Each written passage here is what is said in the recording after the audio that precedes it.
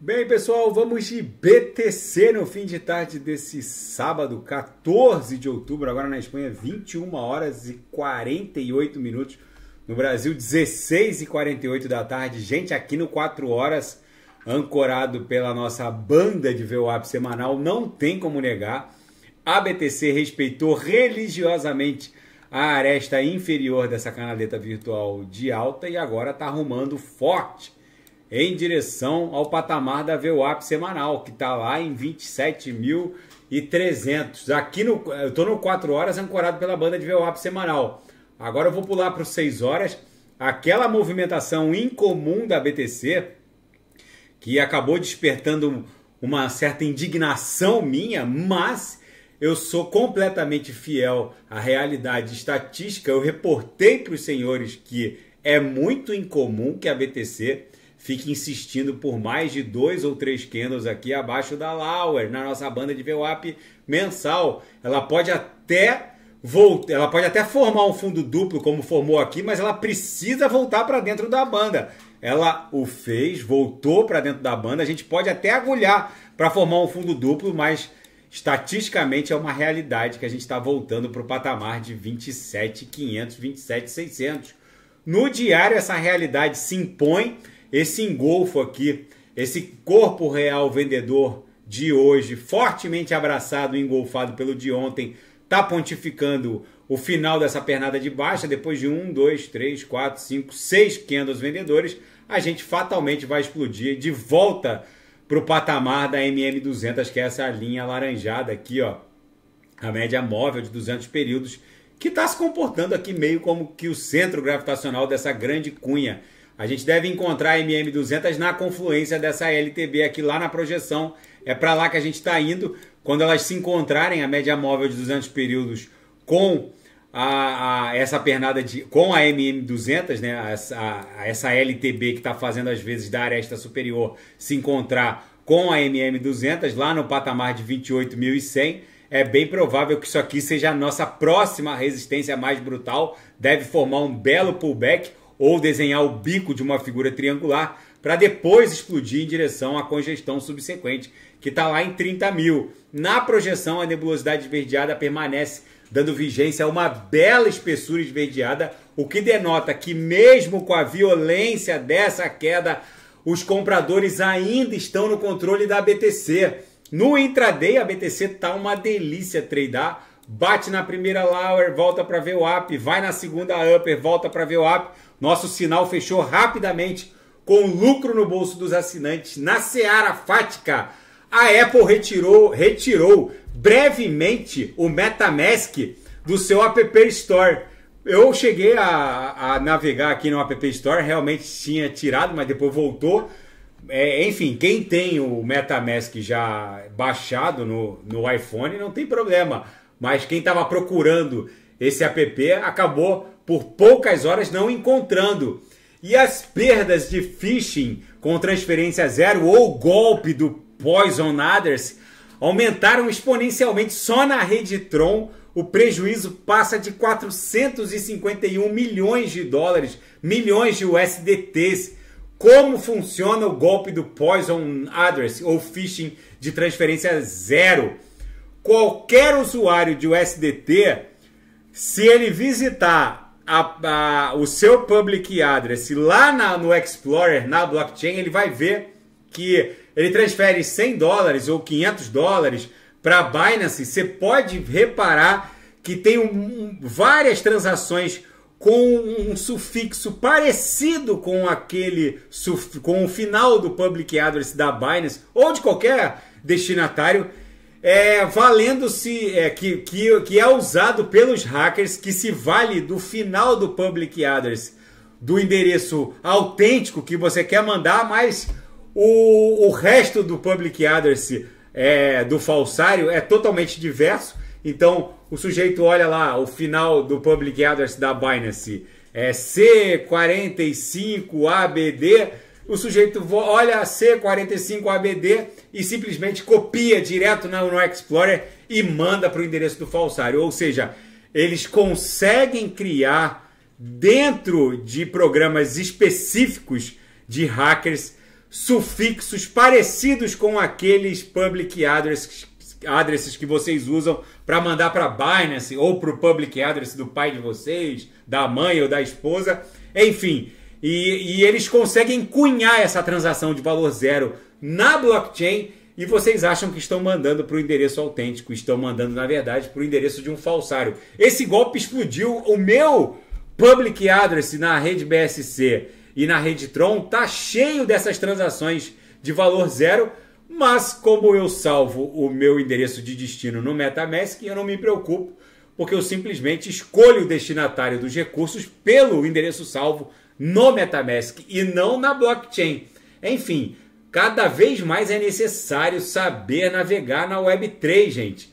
E a espiral da dívida norte-americana vai desencadear a próxima expansão de BTC, ETH, XRP, as top 10, as top 15.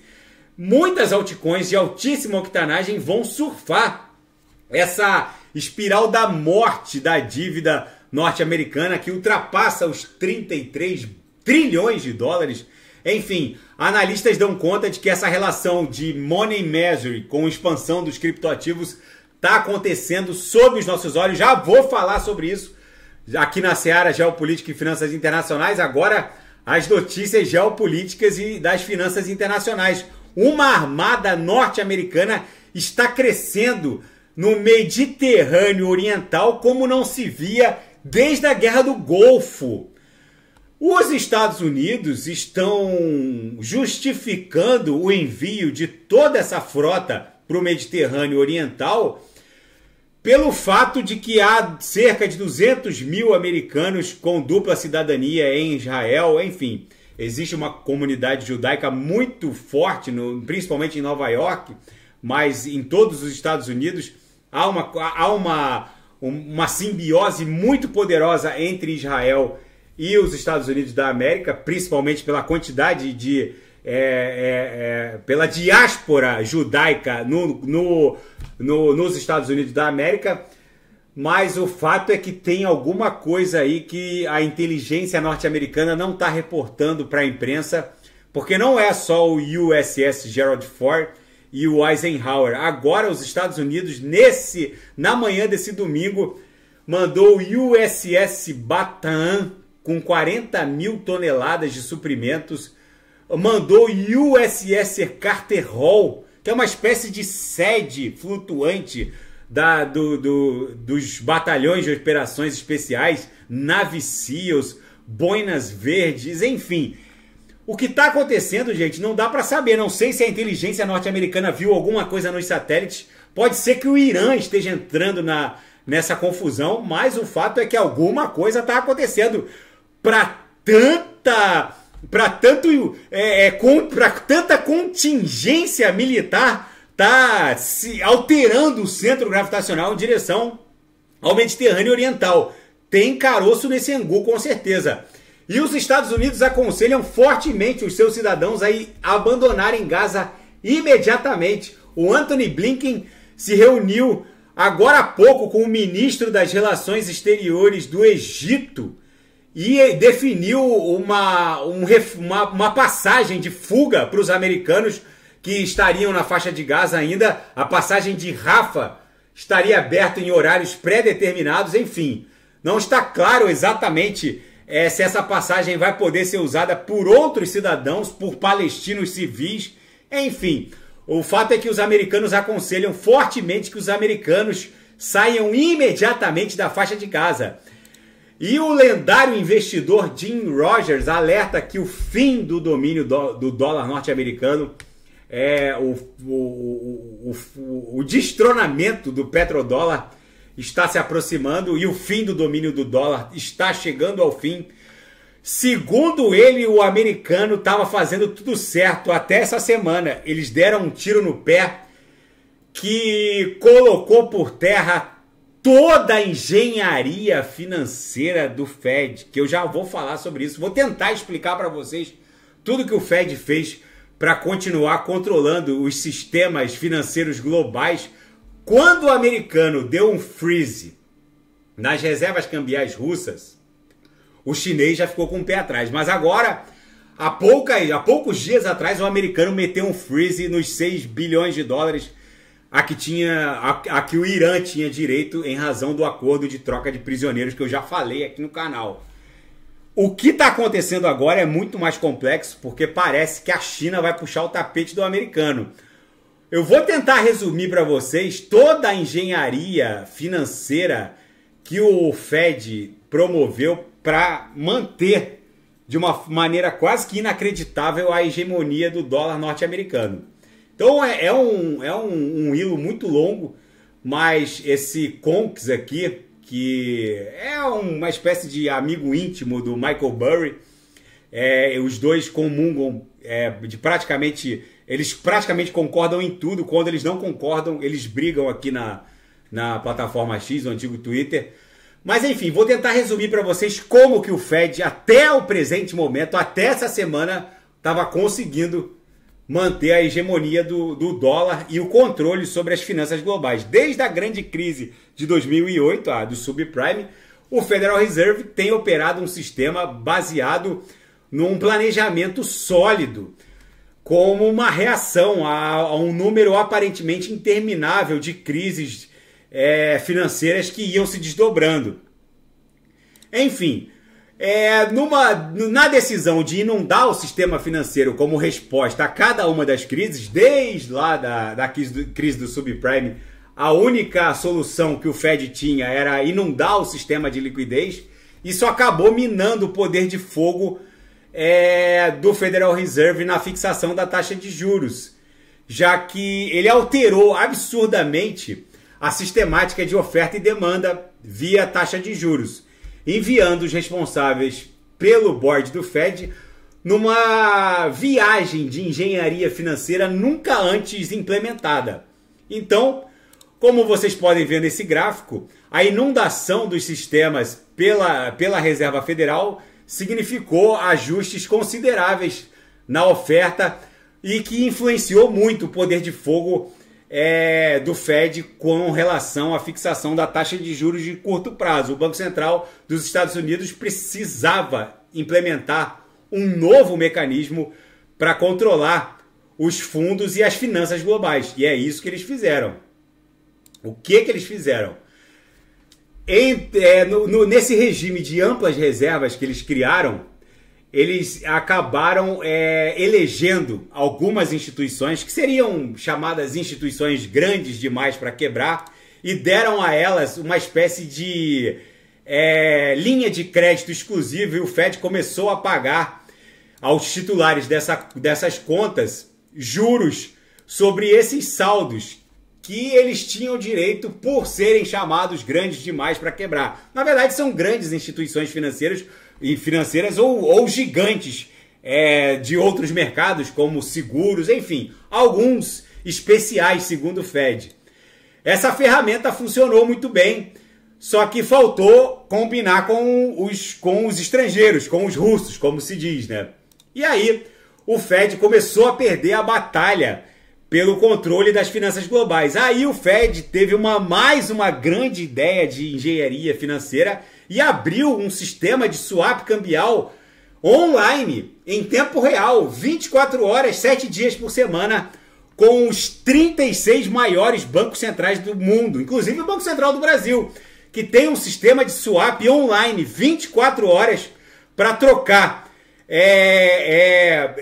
créditos, dívidas reais contra títulos do Tesouro Americano online, em tempo real. E isso ele acabou amarrando esses 36 maiores bancos centrais do mundo, principalmente os bancos centrais dos BRICS. A China fez muito uso desses swaps. A coisa foi funcionando bem. Quando que o negócio começou a sair do trilho do Fed? Ele tinha amarrado todas as pontas. Basicamente, esses juros pagos para os especiais, que agora também estão sendo pagos para quem mantém recursos via esse canal aberto de swap ad infinitum que ele criou para os 36 maiores bancos centrais do planeta, ele basicamente paga ainda uma taxa que basicamente cria um desinteresse de emprestar entre bancos ou entre instituições. Todo mundo quer deixar o dinheiro ali. O Fed amarrou tudo. Só faltou combinar efetivamente com os russos, do Vladimir Putin mesmo. Quando o americano meteu um freeze nas reservas russas, o chinês começou a desembarcar dessa sistemática do Fed. E aí criou um efeito cascata. Os BRICS agora estão querendo travar relações comerciais sem o dólar. Agora que o Fed deu um freeze no dinheiro do Irã, que seria pago essa semana, até o final dessa semana, por conta do acordo de troca de prisioneiros, agora ninguém mais quer saber de confiar nos Estados Unidos, porque não importa que os Estados Unidos abram uma linha de crédito ad infinitum, se eles resolvem apertar um botão e bloquear e congelar, aquela porcaria não é de ninguém, é deles. Ou seja, a coisa começou a sair do trilho de uma maneira que o Fed não... de uma maneira com a qual o Fed não contava, por assim dizer. E aí o hilo aqui dessa discussão tá tomando proporções épicas. Eu nem acabei... Eu cheguei a ler mais da metade dessa discussão. O fato é que o Fed talvez esteja perdendo o controle dessa mega engenharia financeira criada sem nenhum precedente conhecido. No final das contas, o Michael Burry diz que mercados são sistemas matemáticos e que a conta, de alguma maneira, sempre vai ser cobrada. Não importa se por conta da explosão de uma guerra na Ucrânia com a Rússia ou pela invasão da faixa de Gaza por Israel, ou uma eventual guerra conflagrada entre o Hezbollah e Israel, que está começando a acontecer agora nessas últimas horas. O fato é que sistemas matemáticos sempre cobram o preço da equalização final, e é isso que provavelmente vai acontecer. E se isso acontecer, é bem provável que a BTC exploda numa pernada absolutamente épica. Tá bom, pessoal? Se nada fugir do script, eu volto amanhã para analisar a própria BTC. Fiquem com Deus e quem quiser sugerir alguma análise é só colocar nas mensagens abaixo. Grande abraço, até amanhã, fiquem com Deus.